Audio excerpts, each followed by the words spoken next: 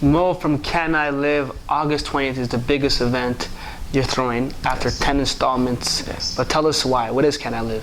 Can I Live is an organization that I started. I met this individual in summer 2012. I started working with this young man. He was 19 years old at the time. And September of that year, he gets diagnosed with bone marrow cancer. He didn't quite know what it meant. So I looked at him in his face. I said, "Do you understand what cancer is?" He's like, "Yeah, they say I got 4 months to live, but..." So I said, "Okay, cool."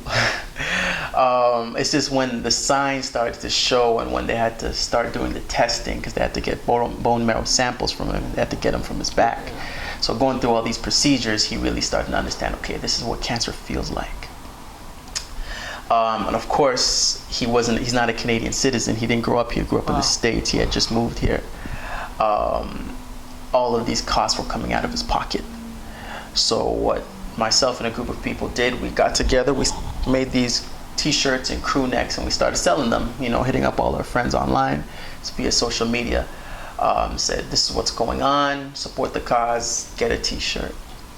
After about a couple of months, we said, why not just have an event which would hit a lot more people a lot faster and would generate a little bit more awareness. So December 5th, 2012, we had our first show at Paintbox Bistro. It's a small, intimate setting in Regent Park, the redevelopment. Very, very nice space. If you guys ever get a chance to check it out, I recommend it. We had this artist named Eric Flowchild, local artist, but he's really putting in his groundwork, and I've been a fan of him for a while. So I said, why not have him headline the show? Absolutely. So yeah, first show, December 5th, 2012. It was great turnout.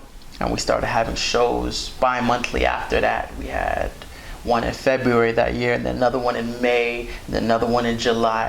I was just building with local artists. And I think the important question is, what made you want to help people? Like, there's so many people that go through life obstacles, and not that many people are willing to help. What made you want to, I guess, get part of somebody's life and make a change? What made me want to do it? I guess the proximity, the fact that he was up close and personal. Oh, okay. I started hanging around him. We would always get some food downtown, and you just get to know life stories.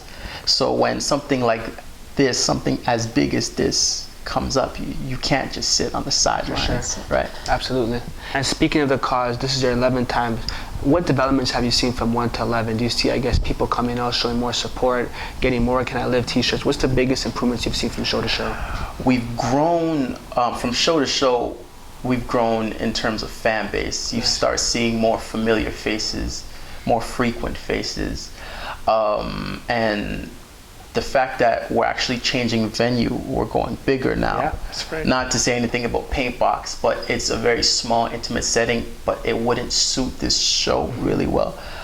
We just didn't want to trash the place, basically. Yeah. But I just understood how to maneuver in the show venue industry, I guess, so to speak, right? I know you were talking about the scenery and music in Toronto, and you said you weren't maybe too satisfied with the way things were going on. Mm-hmm. Talk about these artists you have on the bill. How did you get in contact with them, and why do you think it's important that they're performing at the show?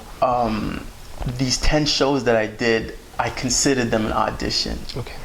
I know who's really buzzing. I know who could really perform well, because there is a major difference from a recording artist and a performing artist. That's true. So that gave me a chance. These first 10 shows gave me a chance to really see who was who and what they were doing. So 2 of these artists on the bill who are opening up for the Nitty Scott show, I've done previous work with them. And the third one is I've wanted to work with him for a while. Mm-hmm. However, timing.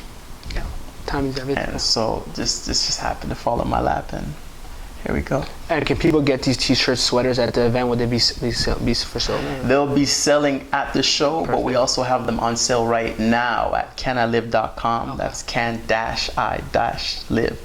Okay. That's where you can find tickets. You can purchase tickets online. You can purchase a crew neck. Nice. You can purchase a button. Yeah. Or if you just want to make a donation, we have all sorts of ways which you can do that. Got you. And it's important I get out the flyer right now. I have it right here. So just tell us about the time it starts. Doors open at 9 p.m. 9 p.m. It'll be at Lee's Palace.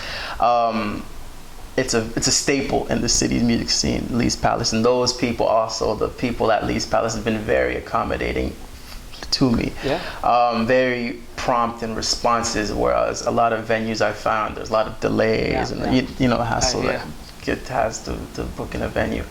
9 o'clock is when the doors open. We're hoping to start the show at 10. Okay. That's when opening acts, Just John, which is the person I haven't really worked with for some time, but I've seen him perform at other venues, and he's a very, very incredible performer. I have this duo, High Def Trey Starks. Okay. It's like incredible duo. The way they work off each other. We're getting the chills hearing these performers, man. the way they work off each other's chemistry. They actually just dropped a project. Nice. And we have Kalisa, which is a very talented young lady. She writes her own music. She raps and produces all of her material. Wow. She's dropped 2 independent projects and she's working on a 3rd. So I said, listen, we have this female from out of town. It would be incredible if we could show her what our female artists are doing. For sure. So I'm taking your word on this. It sounds like it's destined for a great event. It should be. Yeah, no, I'm guaranteeing it's going to be a great event. Absolutely. Is there anything you'd like to add specifically where people can find you guys online? Maybe more about yourself, more about this kid. Anything you want to add that we might have missed? Online, canilive.com, okay, as mentioned, but we're a lot more, what's the word I'm looking for? We're a lot more active via Facebook. Nice.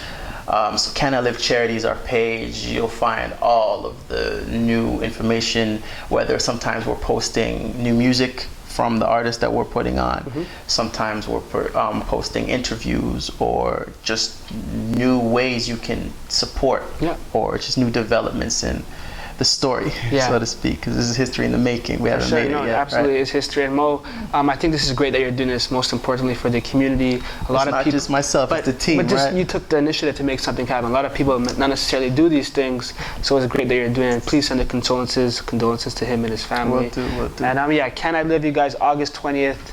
9 p.m. doors open. Make sure you guys are there. You don't want to miss a great event. And tickets are not that expensive. $25. $20 advance and $25 at the door. Wow. That's a can't miss. Now back to the studio.